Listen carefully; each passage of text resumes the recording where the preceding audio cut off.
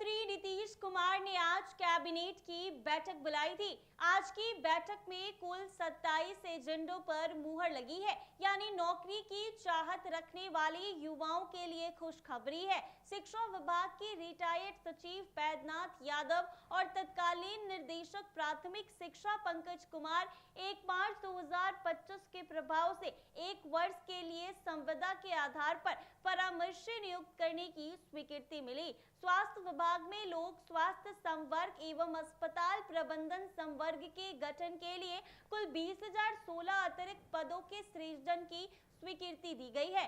केंद्र प्रायोजित अटल नवीकरण और शहरी परिवर्तन मिशन अंतर्गत बक्सर जलापूर्ति परियोजना हेतु 156 करोड़ 1,32,000 रुपए की प्रशासनिक स्वीकृति दी गई। केंद्र प्रायोजित अटल नवीकरण और शहरी परिवर्तन मिशन अंतर्गत बक्सर जलापूर्ति परियोजना हेतु 156 करोड़ 1,32,000 रुपए की प्रशासनिक स्वीकृति दी गई। कृषि विभाग के अंतर्गत 2590 पदों को स्वीकृति मिली। मद्य निषेध विभाग में 48 पदों को मंजूरी मिली। राज्य के सभी राजस्व न्यायालय में वीडियो कॉन्फ्रेंसिंग को लेकर 38 करोड़ रुपए खर्च करेगी सरकार। कर्मचारी चयन आयोग में डेटा एंट्री ऑपरेटर की 35 पदों को मंजूरी मिली। शिक्षा विभाग ने बिहार प्रशासन संबंध नियमावली 2025 को मंजूरी कैबिनेट ने दे दी। डॉक्टर रामराज रमन को बर्खास्त कर दिया गया। आयुष अस्पताल में 36 पदों को मंजूरी दी गई। बिहार दंत शिक्षा सेवा नियमावली 2025 को मंजूरी मिली। गुरु गोविंद सिंह अस्पताल के लिए जमीन के भूखंड को मंजूरी मिली। बिहार औषधि प्रयोगशाला तकनीकी कमी संपर्क नियमावली 2025 को मंजूरी मिली। बिहार आकस्मिकता निधि को बढ़ाकर 10,000 करोड़ कर दिया गया है। और नीतीश कैबिनेट का बड़ा फैसला, बिहार के मंत्री वेतन भत्ते समय समय पर संशोधन नियमावली 2006 को मंजूरी दी गई। नीतीश कैबिनेट ने उर्दू अनुवादक के 3306 पदों को मंजूरी मिली। नीतीश कैबिनेट में बिहार औद्योगिक निवेशन प्रोत्साहन 2016 का अवधि विस्तार नीति 2025 तक प्रभावित किया गया। नीतीश कैबिनेट में स्वास्थ्य विभाग के अंतर्गत विभिन्न पदों पर यानी 20,000 से अधिक अतिरिक्त पदों को प्रस्ताव पर मुहर लगी है। नीतीश कैबिनेट ने अधिकारी बैद्यनाथ यादव और पंकज कुमार को परामर्श नियुक्त किया है। क्या कुछ कैबिनेट में हुआ है? वीडियो कॉन्फ्रेंसिंग के लिए भी 38,000 करोड़ रुपए खर्च करने सरकार जा रही है। आइए आपको कैबिनेट में क्या क्या मंजूरी मिली है वो बताते हैं। खुद बता रहे हैं एस सिद्धार्थ। मंत्रिपरिषद में 27 एजेंडों पर निर्णय हुए हैं।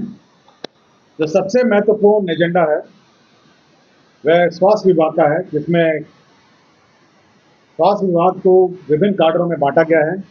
एक पब्लिक हेल्थ काडर है और एक हॉस्पिटल मैनेजमेंट काडर।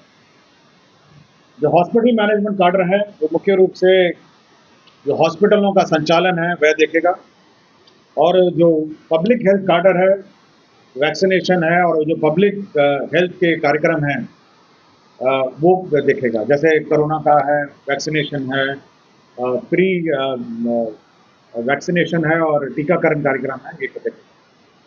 इसमें 3 डायरेक्टरेट होंगे। एक पब्लिक हेल्थ डायरेक्टरेट होगा, एक हेल्थ सर्विसेज डायरेक्टरेट होगा और एक मेडिकल एजुकेशन डायरेक्टरेट होगा। तो जो स्वास्थ्य शिक्षा है उसका अलग डायरेक्टरेट होगा।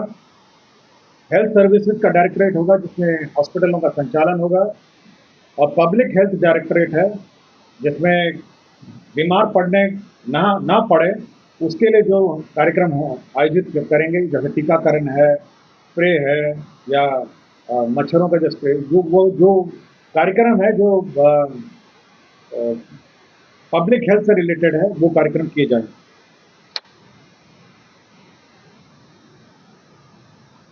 नगर विकास विभाग का जो प्रस्ताव था, केंद्र प्रायोजित अटल नवीकरण शहरी परिवर्तन मिशन है अमृत 2.0, इसके अंतर्गत मोतिहारी सीवरेज नेटवर्क परियोजना 399 करोड़ 27,28,000 की योजना स्वीकृत हुई है। नगर विकास का ही एक प्रस्ताव था, केंद्र प्रायोजित अटल नवीकरण और शहरी परिवर्तन मिशन अमृत 2.0, इसके अंतर्गत बक्सर जलापूर्ति परियोजना, इसकी कुल राशि 156 करोड़ 1,32,000 रुपये है। बिहार विद्यालय परीक्षा समिति में जो संबद्ध हमारे माध्यमिक विद्यालय हैं, ये करीब 626 स्कूल थे जो मानक पूर्ण नहीं करने के कारण इनका कोड जो है सस्पेंडेड था। तो राज्य सरकार ने मोहलत देते हुए 1 साल और इसको एक्सटेंड करने का निर्णय लिया है। 626 माध्यमिक विद्यालय हैं जो 31/3/2026 तक ये कोड अब एक्टिवेट हो जाएगा और इसी बीच उनको अपने मानक को पूर्ण करना होगा।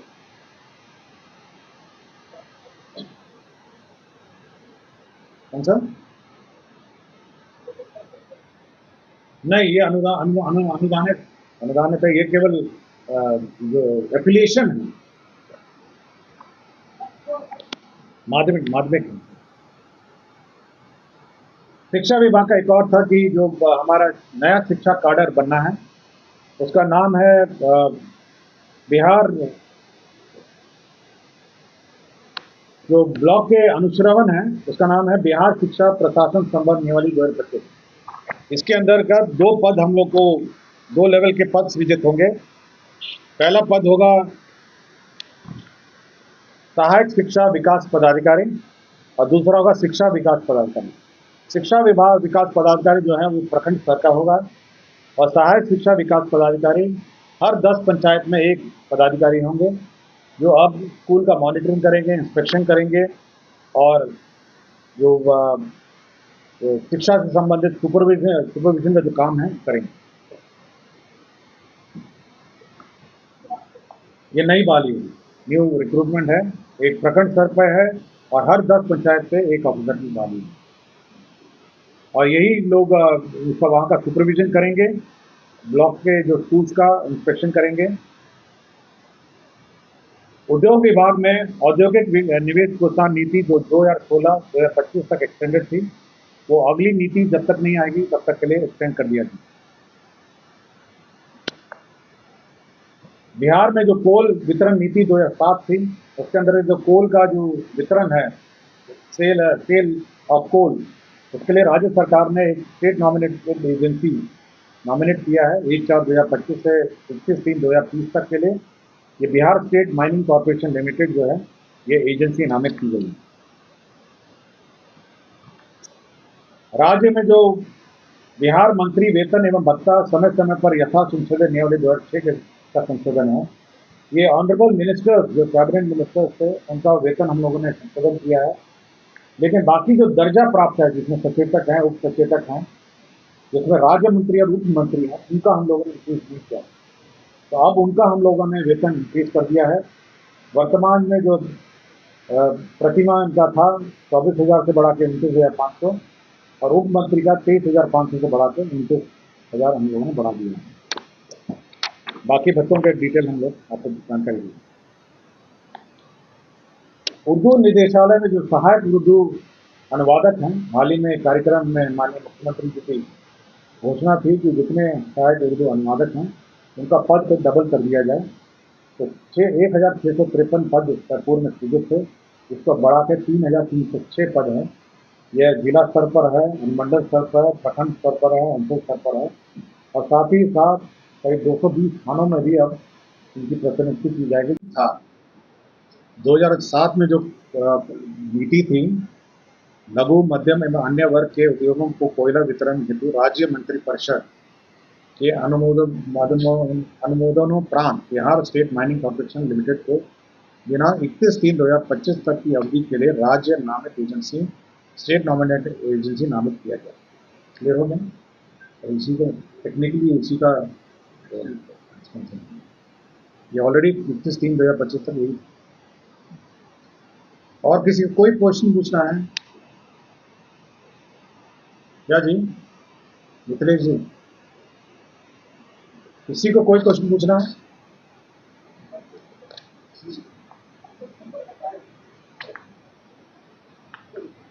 देखिए, हम ना प्रायोरिटी हम पहले योजना जो मेजर पॉलिसी डिसीजन कर लेते हैं, नहीं वो फिर भी वो कॉम्प्लिकेटेड हो जाए ना। जो व्यूअर है आप नहीं अकेले ना, यहाँ पे तो पीआरडी का चैनल भी चलता है, वो कंफ्यूज हो जाएगा कि 27 नंबर से शुरू किए हैं, फिर 1 नंबर पे आ गए हैं, फिर 5 नंबर आ गए हैं। मेरे साथ बड़ी प्रॉब्लम है ना। सरकार की जो मुख्य नीति है फिर वो पहले आती है, फिर योजनाओं की स्वीकृति आती है, उसके बाद पल्स रीजन आता है, उसके बाद लैंड ट्रांसफर आते हैं, भूमि, उसका बर्खास्तगी और फलाना फलाना आता है। ठीक है ना, जो आम जनता को कोई सरोकार नहीं हुआ था लास्ट एजेंडा से, जो रूटीन एजेंडाज हैं। कौन सा? देखिए अलग अलग है। देखिए संसदीय कार्य में जैसे सचेतक है, मुख्य सचेतक, उप सचेतक, ये सब हैं। और फिर बहुत सारे कॉर्पोरेशन बोर्ड में भी, आयोगों में भी ये लोग हैं, जो आयोग के लोग भी, उनको भी दर्जा प्राप्त। रफ आइडिया हम लोग इकट्ठा नहीं किए हैं, ये तो अलग अलग डिपार्टमेंट है। जैसे आयोग है, अब आयोग का चेयरमैन है, उसको क्या है, और मतलब कमीशंस हैं, उनके अध्यक्ष है, उनको भी दर्जा प्राप्त। नहीं नहीं, उनका देखिए जब बढ़ाए थे तो केवल मंत्री का बढ़ाया, माननीय मंत्री, शायद 500 रुपये का कोई अंतर है, शायद 500, अभी 500 रुपये का, मतलब इक्वल है, 500 रुपये का कुछ अंतर है, बहुत कम अंतर है। आई थिंक 500 रुपीज का कोई अंतर है ना, चल 500 रुपये का कुछ अंतर है। हाँ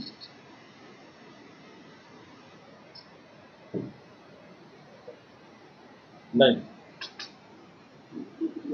मतलब ये मिनिस्टर का नहीं है, मिनिस्टर के, कैबिनेट मिनिस्टर के अलावा जो बाकी लोग हैं उनका है, राज्य मंत्री और उप मंत्री का।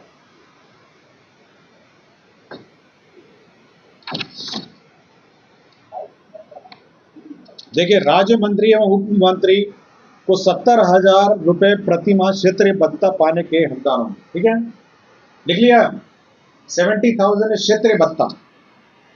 क्लियर हो गया आपको? नियमावली 5 के प्रभाव के भत्ता अंतर्गत निम्नलिखित जोड़ा जाए। राज्य मंत्री उप मंत्री को दैनिक भत्ता है 3,000 का, दैनिक भत्ता, दैनिक भत्ता को 3,000 बढ़ा के 3,500 किया गया। क्लियर हो गया आपको? राज्य मंत्री एवं उप मंत्री को 65,000 प्रति माह वेतन अनुमान्य होगा, 65,000।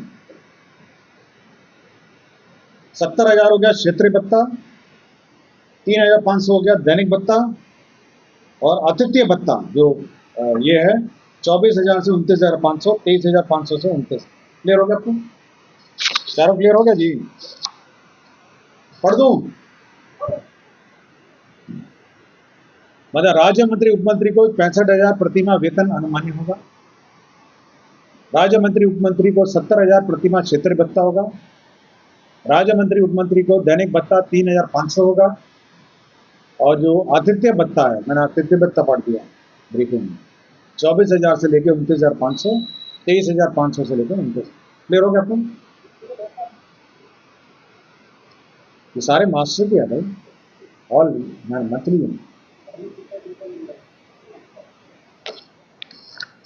देखिए सुमन जी यहाँ बैठे हुए हैं, सुमन जी आपको जान देंगे,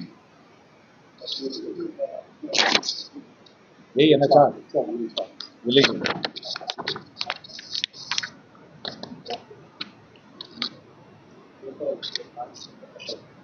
ये लीजिए मैडम, देखिए सुनिए, ये मैंने कह रहा हूँ, लीजिए मैडम, तो पूरा डिटेल है, वर्तमान प्रावधान और संशोधित प्रावधान।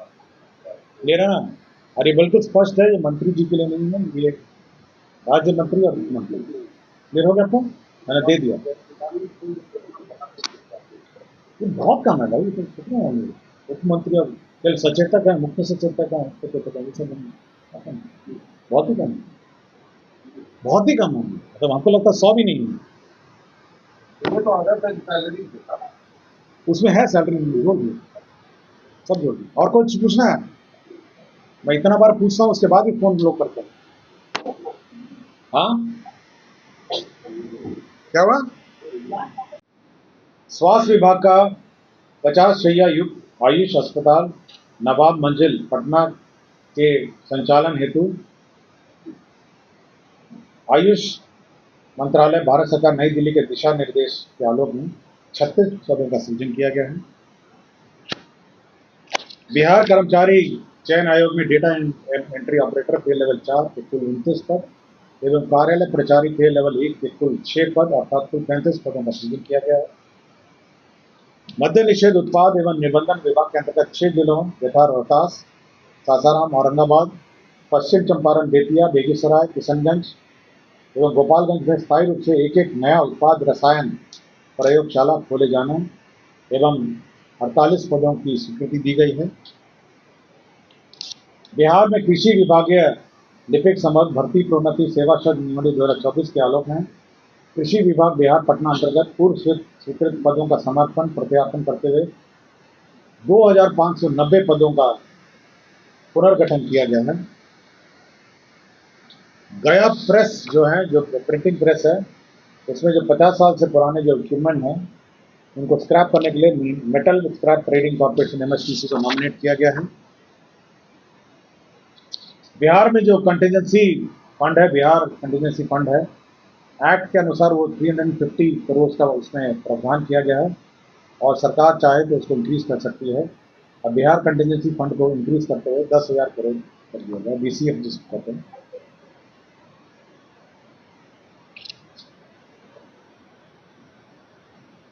वित्त विभाग ने जो बिहार सप्तम राज्य वित्त आयोग का गठन किया है, उसमें 3 मेंबरों का 3 मेंबर हैं, उसकी गठनोत्तर स्वीकृति किए गए हैं। 3 मेंबर का मैं नाम पढ़ देता हूँ। इसमें श्री अशोक कुमार चौधरी जी हैं, सेवानिवृत्त भद्र से ये अध्यक्ष हैं। श्री अनिल कुमार सेवानिवृत्त बिहार प्रशासनिक सेवा ये सदस्य हैं। डॉक्टर कुमुदिनी सिन्हा सेवानिवृत्त विभाग अर्थशास्त्र संकाय पटना विश्वविद्यालय सदस्य हैं।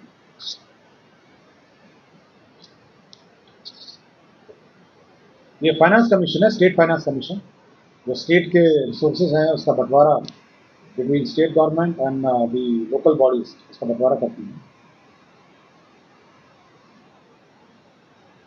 स्वास्थ्य विभाग का एक प्रस्ताव था, बिहार दंत शिक्षा सेवा ट्विटर सहित संबंध नियमावली 2025 का स्वीकृति दी गई है। बिहार औषधि नियंत्रण प्रयोगशाला तकनीकी कर्मी संवर्ग संशोधन नियमावली 2025 की स्वीकृति दी गई है। ये रेवेन्यू द्वारा संचालित सभी 927 राजस्व न्यायालयों में का आधुनिकीकरण वीडियो कॉन्फ्रेंसिंग लागू करने के लिए 38 करोड़ 12 लाख 10,000 रुपये स्वीकृत हुए। सभी रेवेन्यू कोर्ट्स में अब वीडियो कॉन्फ्रेंसिंग की व्यवस्था है।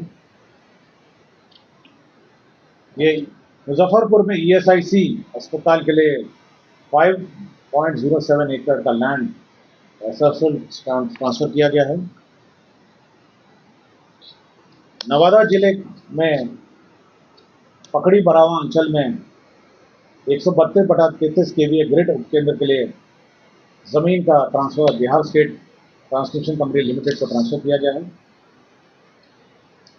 पटना में गुरु गोविंद सिंह सदर अस्पताल पटना के परिसर में दक्षिण पूर्वी में हिस्से में 11.9 डेसिमल भूखंड का उपयोग आम रास्ता के रूप में किया जाएगा। यह रास्ता अवरुद्ध हो गया था इस अस्पताल के निर्माण के कारण, अब इसमें आम रास्ता का भी निर्माण किया जाएगा। मंत्रिपरिषद ने 2 रिटायर्ड IAS ऑफिसर को 1 मार्च 2025 के इफेक्ट में शिक्षा विभाग में नियुक्त किया था। उनका डेजिग्नेशन अब संविदा के आधार पर परामर्शी के रूप में परिवर्तित कर श्री बैद्यनाथ यादव और श्री पंकज कुमार को नियुक्त किया है 1/3/2025 के इफेक्ट से। डॉक्टर रमन ये 19/12/2021 से बखरी बेगूसराय से लापता थे नौकरी से, अनुमंडलीय अस्पताल बखरी से। इनको बर्खास्त कर दिया गया है।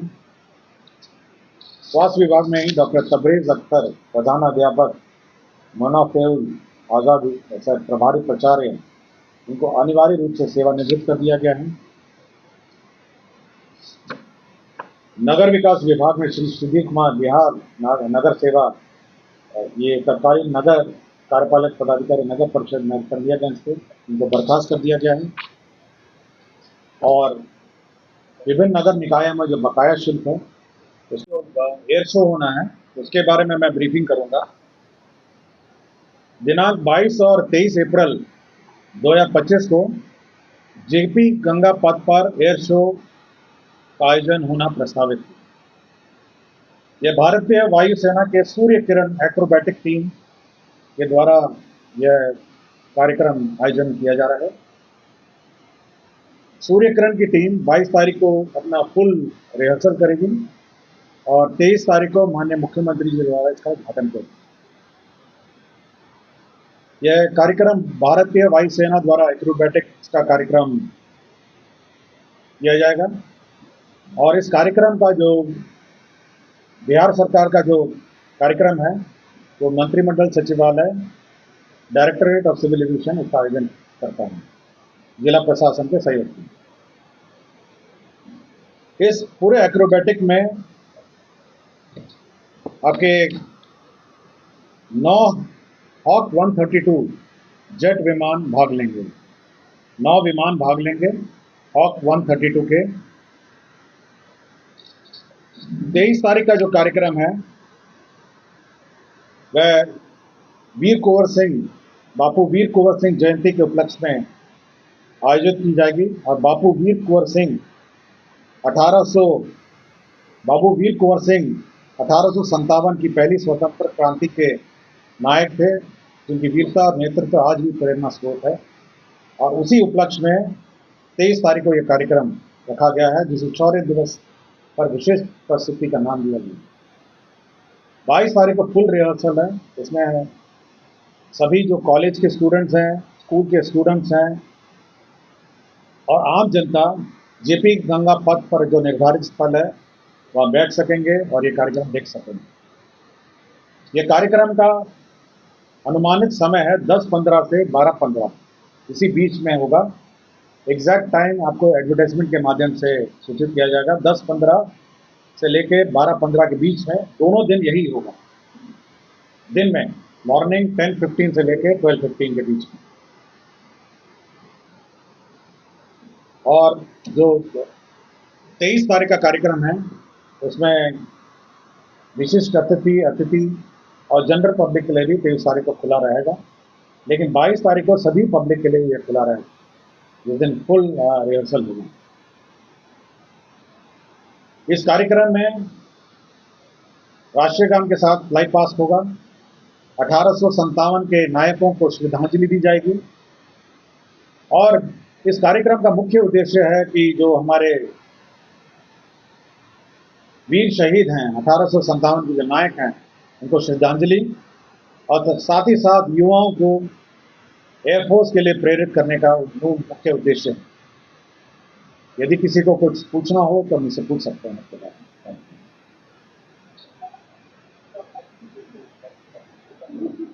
नहीं, उस तरह कुर्सी रहेंगी, बेंच रहेगी।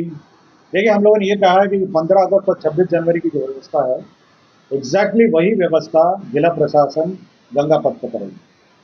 गंगा पथ पे हाँ air show full rehearsal air show 22 तारीख को होगा और 23 तारीख को फॉर्मल एयर शो होगा जो सेम होगा, बेसिकली सेम ही रहेगा। तो जो 22 तारीख को पब्लिक हमारे स्टूडेंट्स आएंगे, कॉलेज के स्टूडेंट्स बच्चे सब आएंगे और 23 तारीख को जो बाकी जो लोग आते हैं जैसे आते हैं 15 अगस्त से 26 जनवरी जैसे आते हैं। ये एग्जैक्ट प्लेस है आपकी जो जहाँ पे कमिश्नर वाला जो ऑफिस है, जहाँ पे गंगा पथ पर मिलता है, वहाँ की जो एन सिन्हा कॉलेज के सामने से जो रोड जाती है उसके राइट हैंड साइड। ट्रैफिक की आपको व्यवस्था अखबार के माध्यम से मिल जाएगी कि कौन सा 1 वे है, कौन सा 2 वे है। लेकिन 22 तारीख को क्योंकि वीआईपी मूवमेंट नहीं है इसलिए आप आराम से बैठ के आराम से देख सकते हैं। बच्चे, स्कूल के बच्चे भी लाएंगे हम लोग, कॉलेजेस के बच्चे भी, हमारे जो परिभ्रमण योजना है स्कूलों में उसके माध्यम से बच्चे आएंगे। और 23 तारीख को फॉर्मल हमारा इनॉग्रेशन है, माननीय मुख्यमंत्री जी कार्यक्रम का उद्घाटन करेंगे और एक फॉर्मल वेबसाइट। प्लेन की संख्या 9 है। 132 जेट विमान है, वो अपने एक्रोबैटिक्स करेंगे गंगा रिवर गंगा के। और दोनों जो ब्रिज हैं आपके जो राजेंद्र सेतु और गांधी सेतु के बीच में, उसमें ये एक्रोबैटिक्स का कार्यक्रम रखा है। हो गया? हाँ, जेपी सेतु और महात्मा गांधी सेतु। हाँ, जेपी सेतु और महात्मा गांधी सेतु के बीच में एक्रोबैटिक्स। और कुछ छूट गया था? नहीं, छूट गया। और कुछ पूछा है? हाँ, इसमें जो 2016 की नीति थी 2025 तक थी, उसको एक्सटेंड कर दिया गया। अभी नई नीति बन रही है, उसी लिए एक्सटेंशन मिल रहा है। कौन सा क्या हुआ?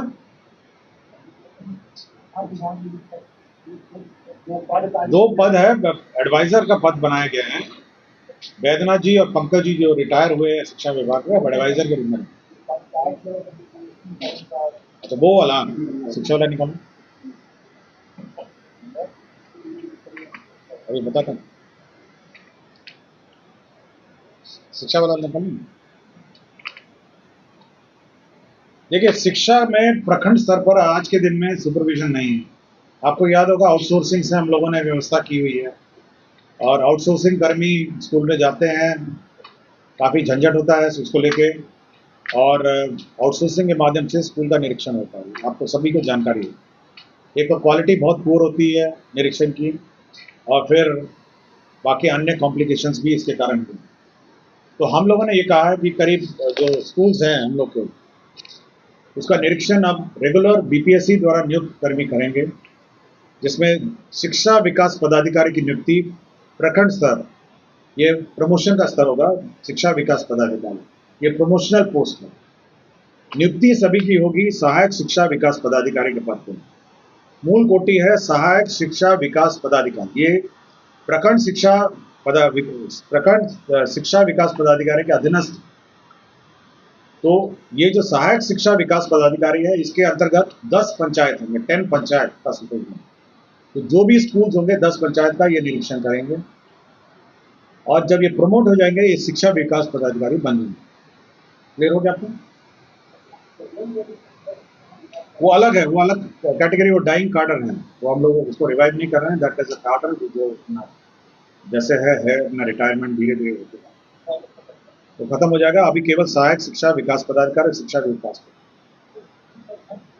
देखिए 534 भाई, हर ब्लॉक में शिक्षा विकास पदाधिकारी होगा। अभी पद सृजन नहीं हुआ है, इसलिए मैं आपको और एवरेज बता देता हूँ। शिक्षा विकास पदाधिकारी के हैं हर ब्लॉक, और सहायक शिक्षा विकास पदाधिकारी हर 10 पंचायत में। अब टोटल कर लीजिए। शिक्षा विकास पदाधिकारी नहीं, बस दो ही लेवल का बना, 2 ही लेवल। कौन इसका है ना भाई, आपके जो सरकार का प्रक्रम है कि कितने साल बाद प्रमोशन आना है, वही है।